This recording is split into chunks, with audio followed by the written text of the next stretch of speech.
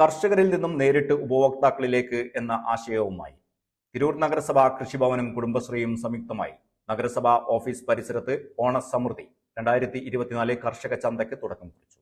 തിരൂർ നഗരസഭാ chairperson AP. Naseema ചന്ത ഉദ്ഘാടനം ചെയ്തു.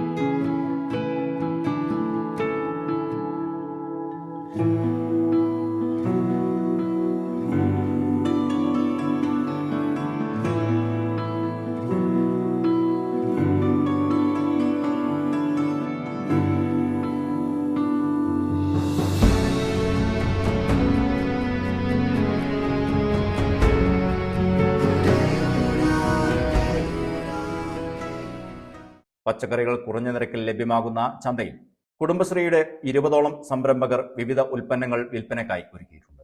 പലഹാരങ്ങൾ, വസ്ത്രങ്ങൾ, മസാലപ്പൊടികൾ എന്നിവയും വിൽപ്പനക്കുണ്ട്.